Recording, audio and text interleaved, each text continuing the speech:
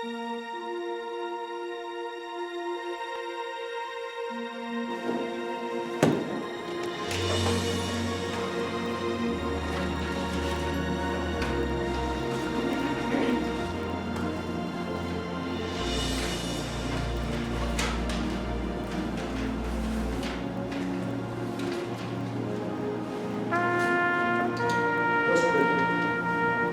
Father, we are just thoroughly blessed with the book of Romans. Thank you, Lord God, for what we have revealed to us in this amazing epistle of Romans.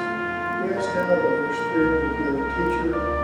Pray that you illuminate our eyes, and Lord, that we may behold wondrous things from your love. We pray in Christ's name. Amen.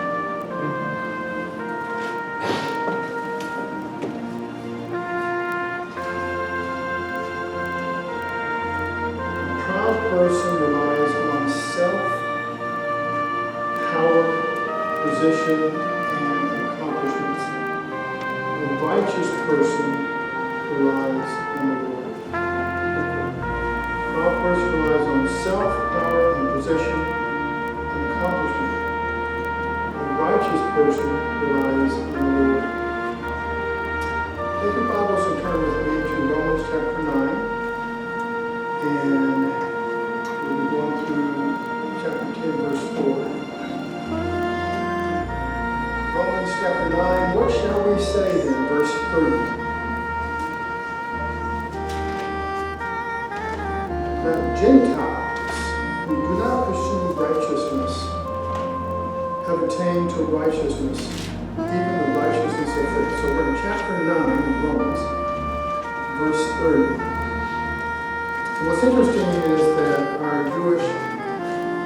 the Jewish race, with becoming the Messiah, in a very real sense, had to humble themselves. And oftentimes, we were talking about this in Sunday school, a proud person who assumes some type of superiority over others, does not like to admit that they've been wrong. And proof of that is that they rarely apologize. In fact, in general, a proud person will not say, "I'm sorry," because they have to acknowledge that they've been wrong. This is something that is extremely difficult to do in an individual who wants to please the Lord, is to say, "I'm sorry, what's wrong?" The proud person just does not do that, unless, of course, he's forced to by loss of job or some other dynamics. In chapter 9, verse 30, Paul has been arguing that the Gentiles now have come to faith. Those who are not Jews, they have come to faith. And the question is, how did they come to that faith? And it was a faith that came through righteousness, through faith. They came to righteousness, I should say. How did the Jews, the non-Jews, come to righteousness before God? With right standing with God, well, it's obtained by faith. In chapter verse 30, it says, even the righteousness of faith. But Israel, this is where pride comes in now, pursuing the law of righteousness. There are those who wanted to please God, and they pursued that, but the way they were pursuing it was by the keeping of all the laws. Has not attained to the law of righteousness. Why is that? Israel, the Jewish nation, were not able to attain righteousness. And righteousness, that's the idea of now in the right standing with God. God and I are at peace. But it says, has not attained to the law of righteousness. Why? What happened? Of all people, remember? They were such privilege. Look at chapter 9.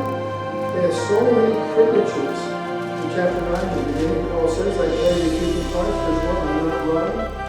My conscience also bearing me witness in the Holy Spirit.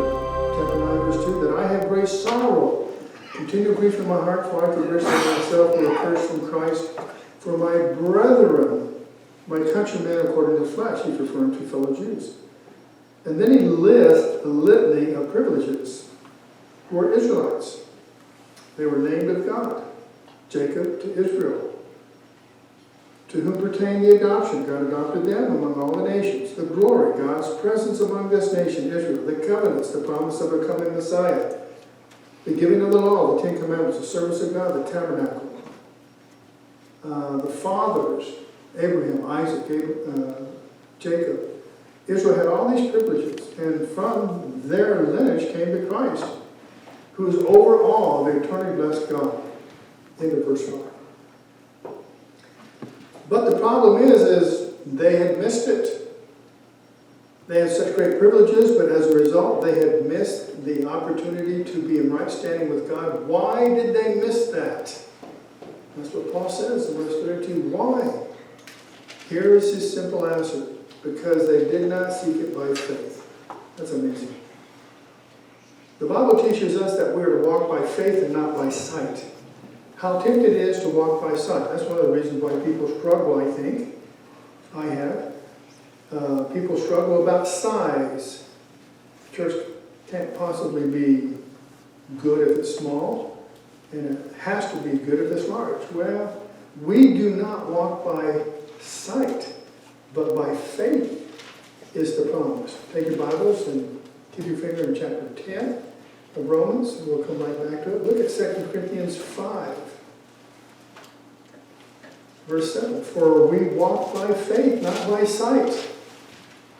Every Sunday that we come, and every encounter that we have during the week, we encounter that by faith. Faith in what? Faith based on the promise.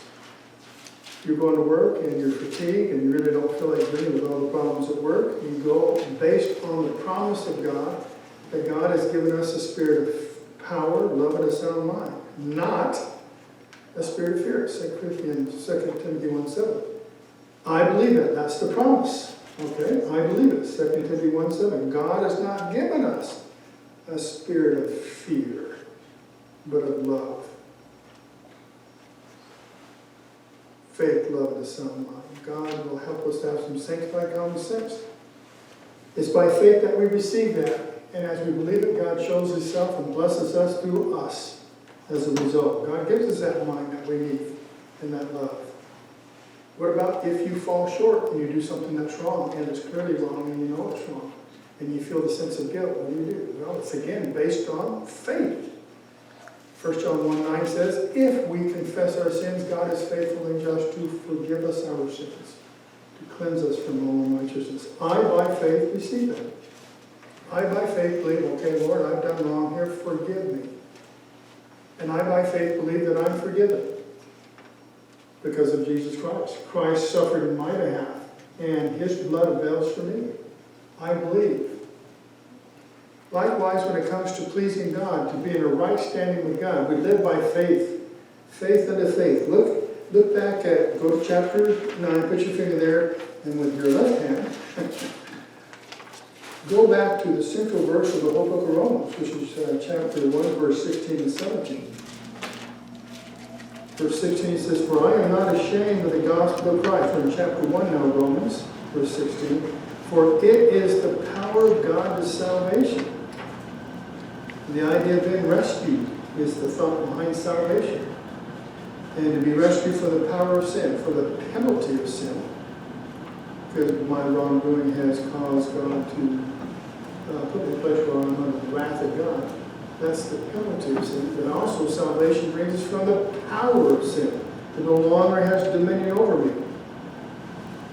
I'm now becoming more like my Father, like Christ. I'm not ashamed of the gospel of Christ, for it is the power of God to salvation, to be rescued from the penalty of sin, from the power of sin in my own life.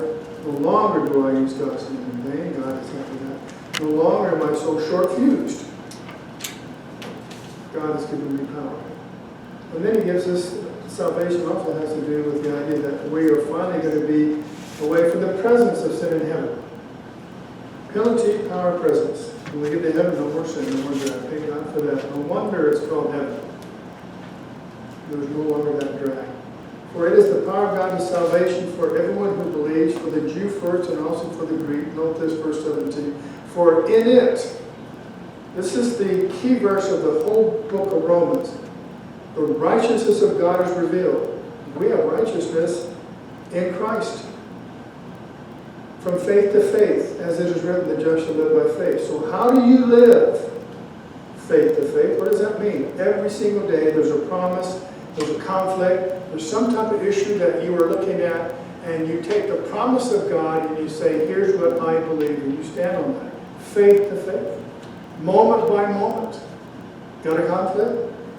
Have a circumstance, have stress, have a trial, faith to faith.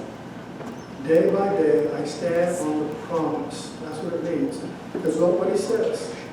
The just shall live by faith.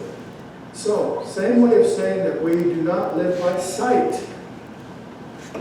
We do not live by sight. We live by faith in the promises. The just as a result. You live by faith on the promises of God, you are justified. The just ones live by faith. Amen? And that's what he's saying. Well, Israel, the Jews, did not have this. Go back down to chapter 9, verse 32. Why? Why did they not have righteousness or right relationship with God? Why did they not have salvation to be saved from the wrath of God, to be rescued from the power of sin, and finally from the presence? Why? Verse 30, because they did not seek it by faith, but as it were by the works of the law. They tried to attain salvation. They tried to please God. And there's pleasing God in obedience, but there's not pleasing God with earning your salvation. You cannot earn forgiveness. Let me put it that way. They tried to earn a right standing before God by what they did. Why did I not attain righteousness? Because they did not seek it by faith, but as it were by the works of the law. For they stumbled at that stumbling stone. How much religious energy is being spent, sacrifice of time, talents, and money to try to please God and to secure salvation based on what you do. I started reading the classic Dante's The Inferno. It's called, the first book is The Divine Comedy, and it's Dante's mission to reach heaven. It talks about what he's got to do to reach heaven. It's phenomenal. I just started reading it, but it's still the concept that I've got to work my way to heaven. They stumble at that, and it makes good sense. I mean, you and I have to pay for gas. We got to pay for a flat tire. You got to pay if you go to Costco. You got to pay if you own a home. You got to pay your taxes. And if you don't pay these, you end up paying for them in some form or another. You know, we live in a world where you're constantly paying one form or another. You are earning your keep, so to speak.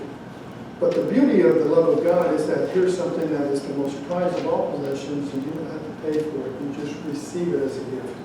Now that is a stumbling block for a lot of people. No, I got to work. I've got to do some good to achieve this. Why Paul says over and over again they stumbled at this. Let's look a little bit about that. Look at Isaiah 8. Isaiah 8. In Isaiah chapter 8, verse 14.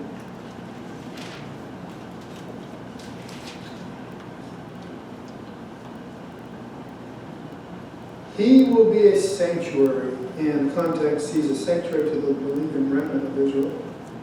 But a stone of stumbling and a rock of offense to both the houses of Israel. And in this context, to those who have wandered from God through idol worship, he becomes a stone of stumbling and a rock of offense. Now, what the writers do is they take this word, this phrase, a stone of stumbling and a rock of offense, and they use it in the New Testament. And the Old Testament uses it as well. Because this stone, you see, ends up being Christ. All right, so there's going to be a stone of stumbling and a rock of offense. Who is this? This is Jesus. Take your Bibles and turn, it's predicted now in chapter 8, verse 14. There's this statement. Look at chapter 28 of Isaiah, verse 16.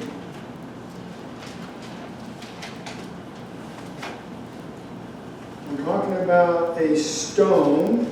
In chapter 8, it's a stone that causes one to stumble.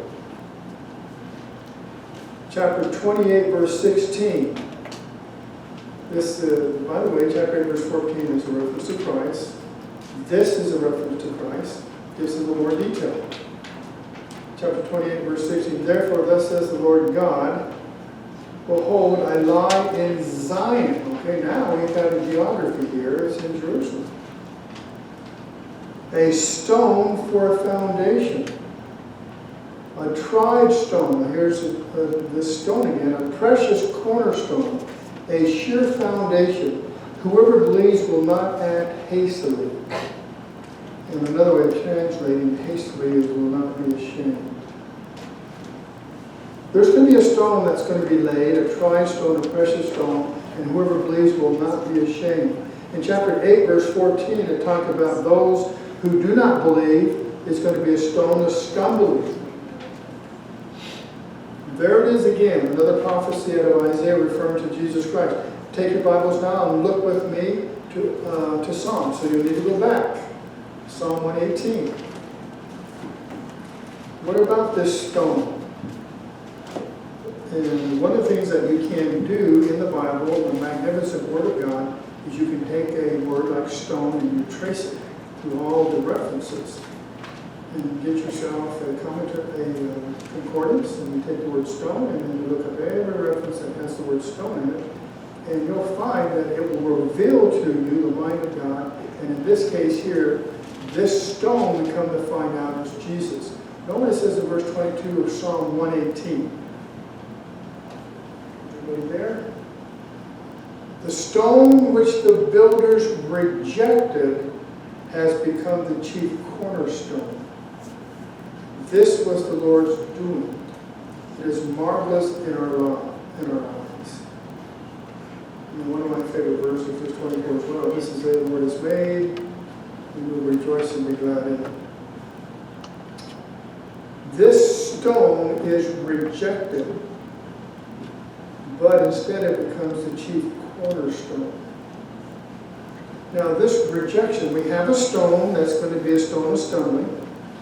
In chapter 8, verse 14. We have a stone in chapter 28, verse 16 that says that whoever believes in him will not be ashamed.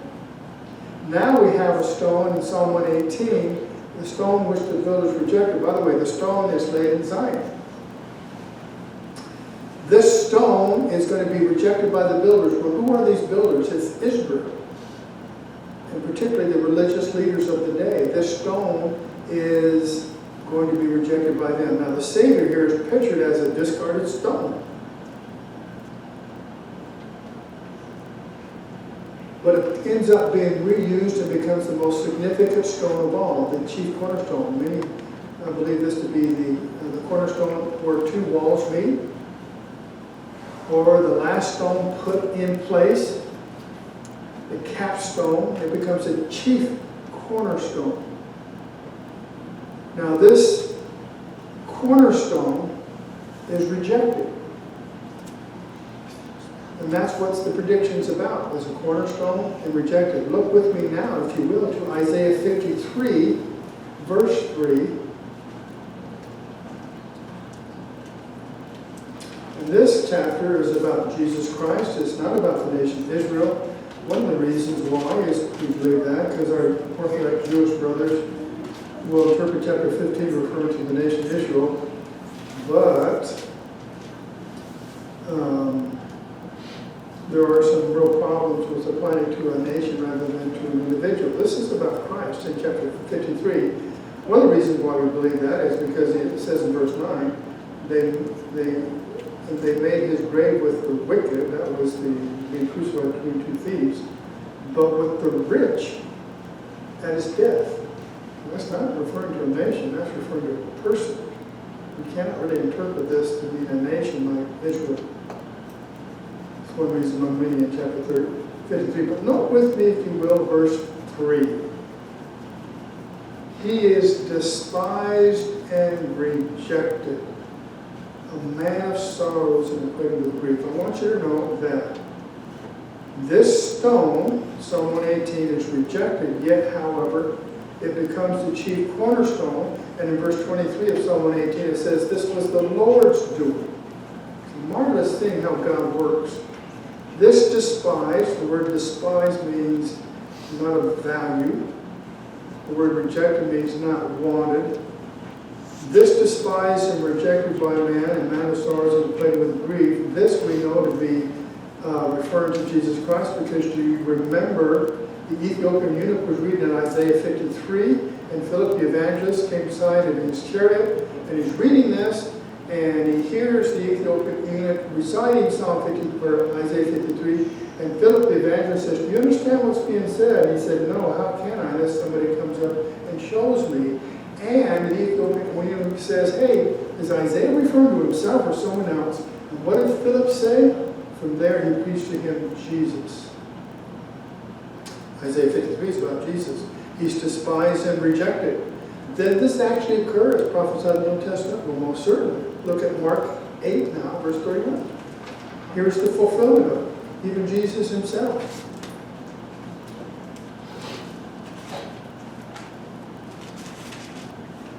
Highlights this. Mark 8:31. This is Jesus. And here's what he has to say. And he began to teach them, verse 31 in Mark 8, that the Son of Man must suffer many things and be rejected by the elders and chief priests and the scribes and be killed, and after 3 days rise again. This rejected stone that becomes the chief cornerstone now, this stone that is laid in Jerusalem, in Isaiah 28, this stone that is a rock of offense, we'll talk about that in a moment, is going to be crucified and he rises 3 days later. Did that occur in the life of Christ? Most certainly. Now, if you will, turn to 1 Peter chapter 2. These are all related, because Peter now is going to relate this to Jesus. In 1 Peter chapter 2, starting with verse 4.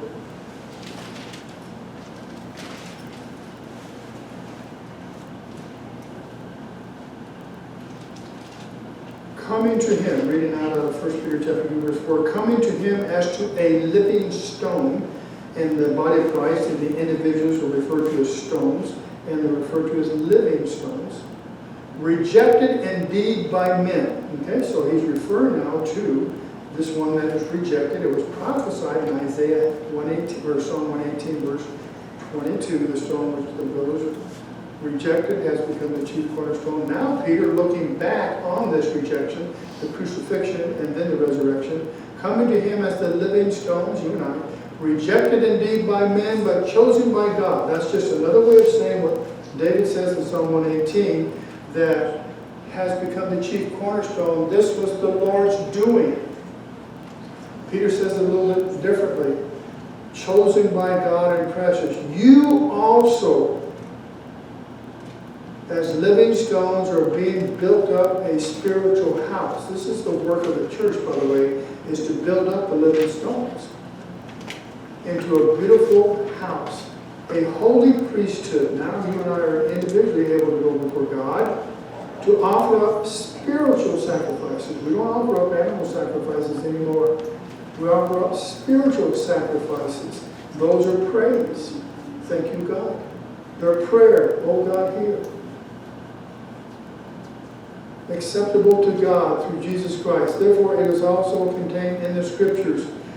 Now, we're going to read a portion of Scripture that we just read it. No, what he says is out of chapter 28, verse 14. Behold, I lay in Zion a chief cornerstone, elect and precious. He who believes on him will by no means be put to shame. See, he just quotes Isaiah 28. We just read that. Now Peter quotes it. Isaiah 28, 16. Behold, I lay in Zion a chief cornerstone. Remember that one out of Isaiah 28? He who believes on him will by no means be put to shame. Therefore, to you who believe, verse 7, he is precious. But to those who are disobedient, the stone which the builders rejected has become the chief cornerstone. Psalm 118 now, verse 22. The stone which the builders rejected has become the chief cornerstone. To those who are disobedient, this one that you've rejected has become the chief cornerstone. And then he quotes Isaiah 8, verse 14, a stone of stumbling and a rock of offense. When you reject this stone, he becomes a rock of offense to you. In fact, he is a rock of offense because you rejected him. They stumble being disobedient to the word.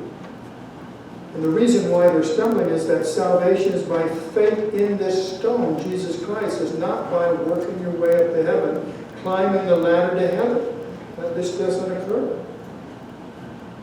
They stumble being disobedient to the word to which they also were appointed. I want you to note here that you have the divine appointment of these individuals, plus they have their own responsibility of not believing. That's right there. They stumble being disobedient. There's no personal choice, and they are appointed to this sovereign act of God. And we've been looking at the sovereignty of God in the free will of man in chapter 9, which is complex. Now, Romans 9. Back to Romans 9. Verse 32. Why did Israel not attain to righteousness? Romans 9, verse 32. Because they did not seek it by faith, but it were by the works of the law. For they stumbled, here it is again, at that stumbling stone, as it is written, behold, I lay in Zion a stumbling stone and a rock of offense. That is Isaiah 8, verse 14. The rock of offense. And whoever believes on him will not be ashamed. He combines two of those verses, chapter 28, now verse 16, on the latter half. And whoever believes in him will not be put to shame. Why did they stumble? Because righteousness is attained through faith in this stone. It is not attained through being good. That's what he's saying. Magnificent. By the way, what we just did is the best way to study the Bible. You compare Scripture with Scripture, and there it is. That's how it's done. What does this mean? You search the Bible. Matter of fact, the Bereans were praised because they searched the Scriptures. Anytime you taught anything, you want to take it and search the Scriptures and see whether it's so or not. The reason why people are able to get into non-Christian cults is because they don't know the Scriptures and allow these people to teach them. The best way to identify a phony dollar bill is to so know the original so well that you can say, oh, that's not the real dollar. That's the way to do it. Best way to know what's the truth is you know your Bible. Chapter 10 now, verse 1. Brethren, my heart's desire and prayer to God for Israel is that he may be saved. Okay, now he goes back to what he said earlier in chapter 9. I wish that the Jews would come to Christ. The nation Israel, he was heavy burdened by this. Paul's desire was to see them saved. Now, what does this word save mean? Saved from what? This may be a surprise to you, but the Bible is very clear that we all stand under the wrath of God until we come to faith. Chapter 5, verse 9. Let's get this clear, because this is part of the gospel that's not shared, and people need to understand. In chapter 5 now, Romans 5, verse 8 and 9, I want you to know God's great love. And he puts these two together, God's love and God's wrath. In Romans chapter 5, verse 8, we have this, but God demonstrates his own love toward us, and that while we were yet sinners, Christ died for us. Wonderful text. How is it that God could love people that despised and spit upon and abused his son the way they did, and to allow that? I could not watch somebody do that to my son. Verse 8, but God demonstrates his own love toward us, in that while we were still sinners, Christ died for us. Verse 9, much more than having now been justified of a right standing by his blood, not by baptism or church membership, but by his blood, his crucifixion, we shall be saved from wrath. What do you say from? From the wrath of God. Here's the good news. God loved us so much that he gave his only begotten Son. God demonstrates his own love toward us, that while we are sinners, Christ died for us. That's the good news. The bad news is this. You and I are under the wrath of God until we find our salvation in Christ. When people die outside of Christ, it's the wrath of God. Very clear. That's what he means. What do we mean by wrath? It's the punishment of God. Hebrews 10. It's a fearful thing to fall into the hands of the living God. You know, they can sit there and say all that they want, and made claims about what God's going to do when they die. But God, who spoke the world into existence with His Word, is not going to be falling all over Himself because so-and-so thinks he's so big and bad. It's just not going to happen. They are under the wrath of God until they find the forgiveness in Jesus Christ. The good news is that God provided a way for salvation. We're just not under the wrath of God. Frankly, if it was just that alone, we deserve it. Because I've broken God's law. I've used God's name in vain. We all stand under the wrath of God. And, if God shoveled us all into hell, we'd be justified. But instead, He gave us the love of God, demonstrated by sacrificing His own Son. So, back to chapter 10 now. My brethren, my heart's desire and prayer to God for Israel is that they may be saved. Well, saved from what? From the wrath of God. The problem is they're trying to save themselves from the wrath of God by earning it. That's the stumbling stone. They can't earn it. The rock of offense is Jesus, and that being that He paid for your sins, there's nothing you can do other than to receive it. That's what Paul's arguing here in great detail.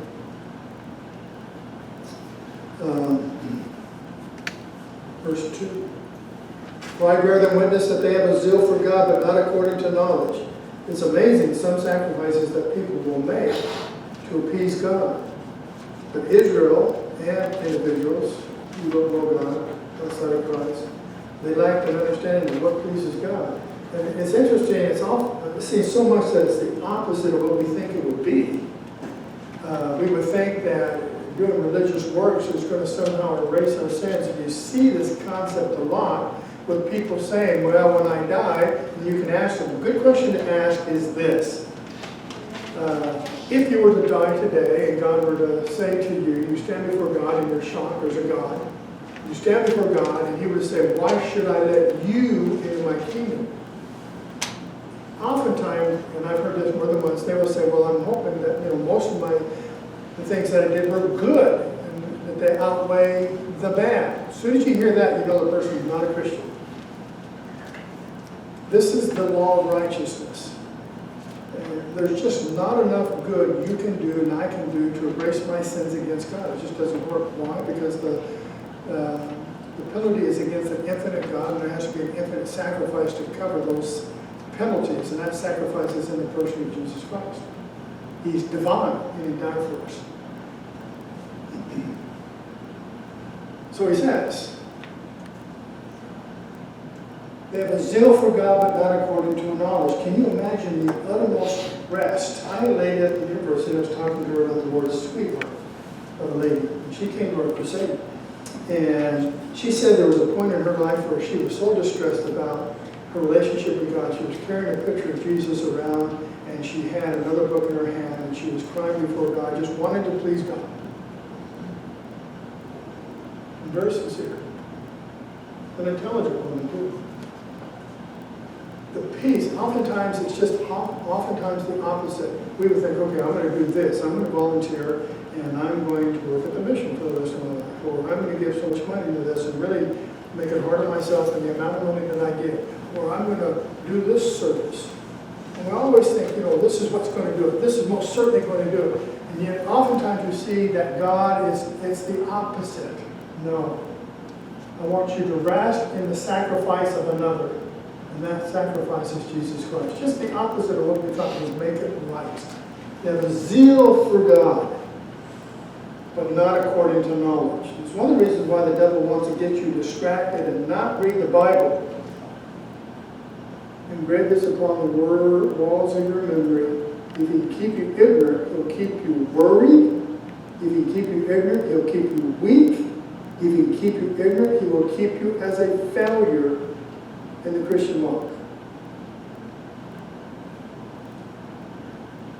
For I bear them witness that they have a zeal for God, but not according to knowledge.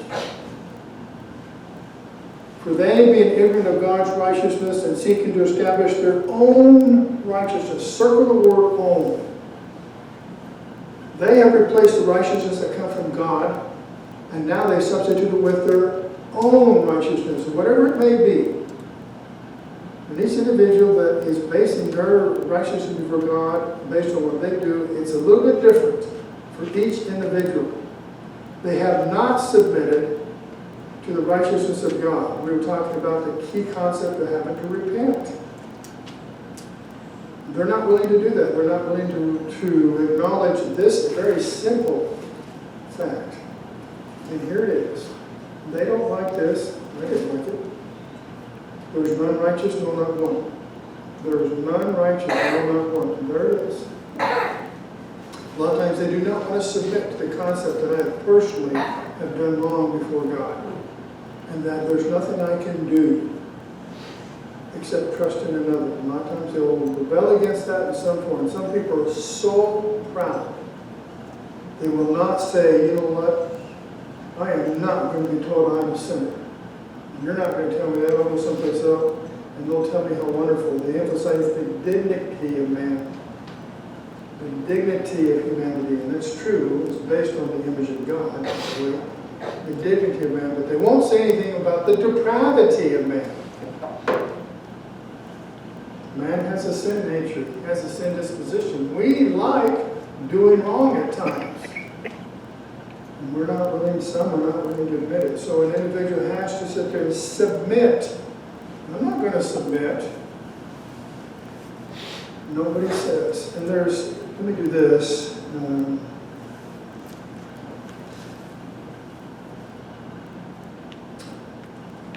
This is a verse that we went over in Sunday school, but I do want to look at it one more time. Isaiah 64.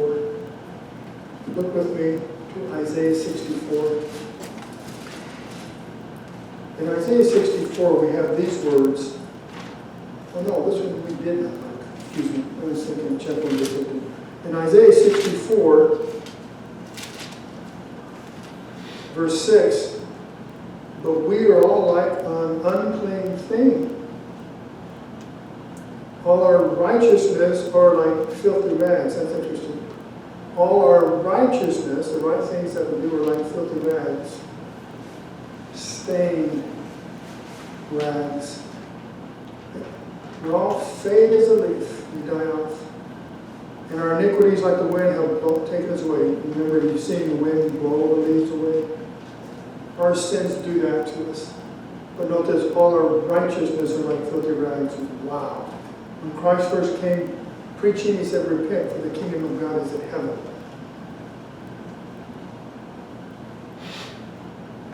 No good work, either outwardly, no show of piety can restore a proper relationship with God. It's just not going to happen. All our righteousness are as filthy rags. For what they have done for Christ is the end of the law, verse 4. For righteousness to everyone who believes. The good news is this, is that we have righteousness in Jesus Christ through faith alone. It's a gift given to us. I do not have to earn it. What joy and peace. I can sit there and lay my head down at night and say, Lord, I've lived for you this day. There are some times where I did not do my best. There's some times where I did very well, and I'm grateful, and I give you praise. And Lord, there's times where I thought or said things that were wrong. Forgive me, oh God, and I believe that you do. And you can have peace and go to sleep. I'm not going to sit there and toss and turn wondering if I've done enough good to appease God if I were to die tonight. Note these words, these verses. These are great verses. You may want to jot them down. Philippians chapter 3, verse 9. Look at this wonderful verse.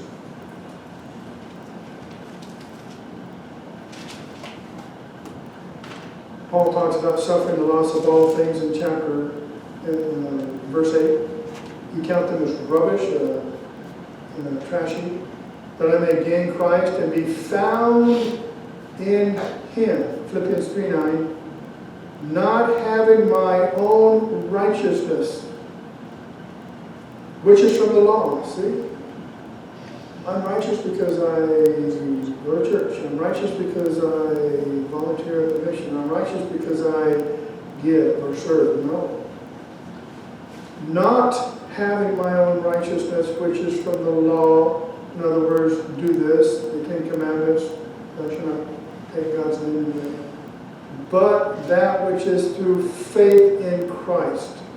The righteousness which is from God by faith. How do you see righteousness? By faith alone. There it is. Isn't that beautiful? You receive it. I believe it. And when you believe, you'll change. Oh, it's a magnificent thing. My sins are washed away. I believe. Another thing that does too is motivate you. I receive it by faith. Without faith it is impossible to please God. Hebrews 11 verse 6. I have a righteousness that's not my own. It's based in Christ through faith. Christ came and he fulfilled the law and he ended the law. In Matthew chapter 5 verse 17 we have these words, no longer are we trying to keep these Old Testament laws, you just can't do it anyway. In Matthew chapter 5 verse 17 Jesus says these words in the first half of this magnificent verse. He says in verse 17 in Matthew 5, do not think that I came to destroy the law of the prophets.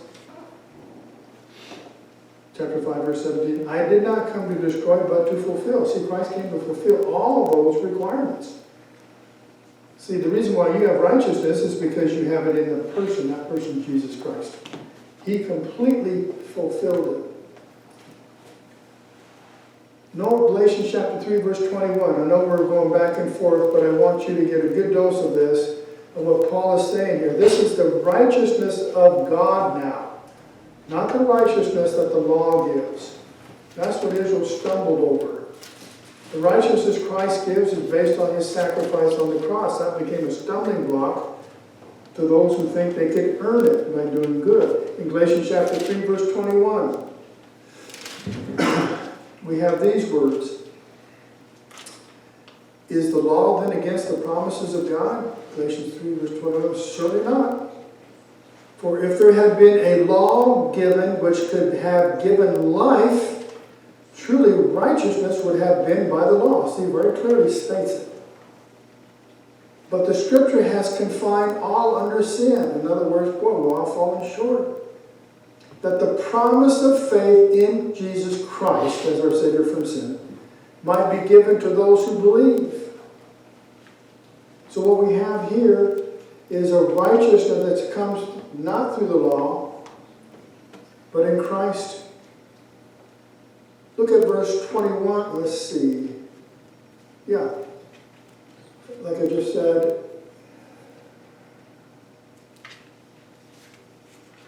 take your Bibles now and turn to Romans 3:20. Let me buttress that comment there. For if there had been a law given which had given life, truly righteousness would have been by the law. But he contrasts it. No.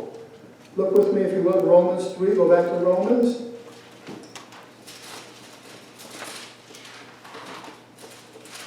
In Romans chapter 3, verse 20. Note these wonderful words. Therefore, by the deeds of the law, no flesh will be justified. About as clear as you can get.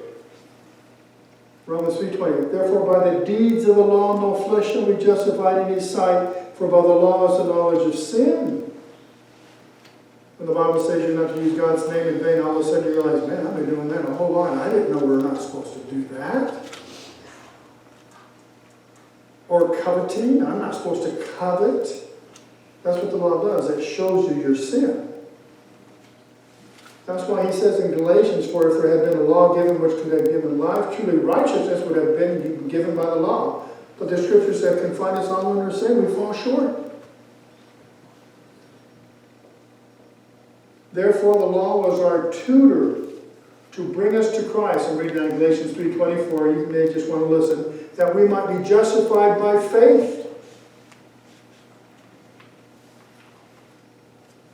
Look with me to Acts 13:39. I'm just about done here. I've got, I think, this is our last verse, Acts 13.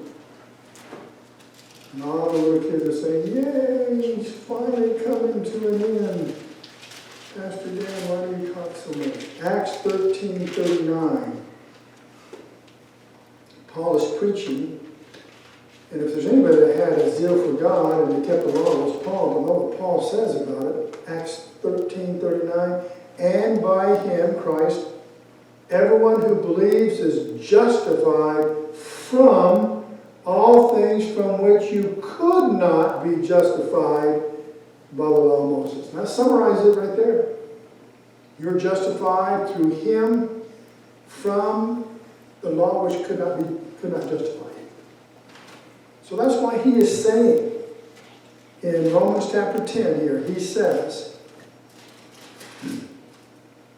For Christ is the end of the law for righteousness to everyone who believes. How magnificent and how simple, and yet it's a stumbling block to those who want to earn their way to heaven. And you and I have personally experienced that stumbling block when we talk to people about salvation is by God's grace alone. There's nothing you can add to it. And by the way, not only does it give us eternal life, it gives us it completely. There's nothing more that you need to do.